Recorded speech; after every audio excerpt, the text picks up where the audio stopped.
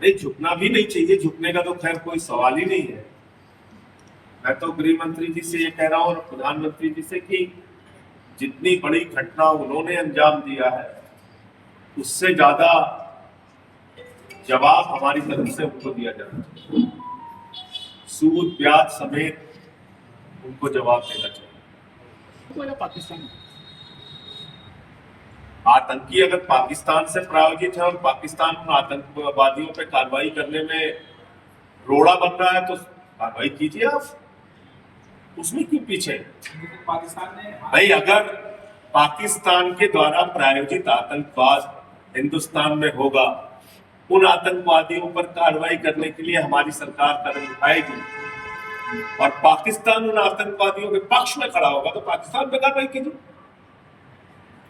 तो फिर आप राष्ट्र की सुरक्षा, नागरिकों की सुरक्षा सर्वोपरि है। तो आप फिर साक्ष्य तो नहीं मांगेंगे पिछली बार का होली की तरह? अब वो फिर उन्हीं बातों को दोहराना पड़ेगा। अनावश्यक का एक दुष्प्रचार है भारतीय जनता पार्टी की तरफ से, उसका मैं जवाब दे देना। कहा जा रहा है कि करीब 8 आतंकी थे जिसमें से 2 आतंकी मारे गए हैं।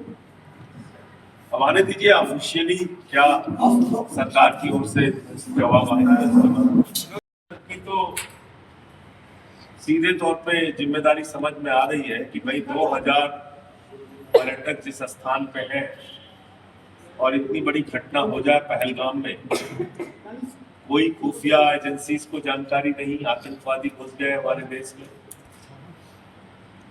इसमें पाकिस्तान का नाम आ रहा है। पाकिस्तान प्रायोजित आतंकवाद का दंश भारत वर्षों से झेलता आ रहा है, तो आपको पता कैसे नहीं चल पाया? पहला प्रश्न तो ये उठता है। दूसरा प्रश्न, ऐसी घटनाओं में जवाबी कार्रवाई भी होती है, जैसा मैंने आपको बताया, चाहे उरी हो या जो भी और घटनाएं हुई, उसमें मिलिटेंट्स भी मारे गए, उनके ऊपर भी हमारे जवानों ने हमला किया, लेकिन वहां कोई सुरक्षा के इंतजाम नहीं थे, जिसके कारण से उन्होंने एक तरफा फायरिंग किया और हमारे लोगों को मारा, हमारे भारतीयों को मारने का काम किया। तो सिक्योरिटी लैब्स तो है, इसमें कहीं कोई संदेह नहीं। लाश के पास बैठी हुई है, उसका कार्टून बना है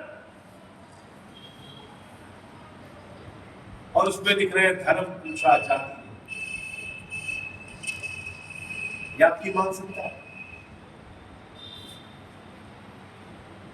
अरे धर्म पूछा, जाति नहीं, धर्म पूछ के लोगों को मारा, ये तो पूरे देश में मीडिया के जरिए और जो लोग थे उनके बयान के जरिए आ गया। और इसके समर्थन में एक भी व्यक्ति नहीं।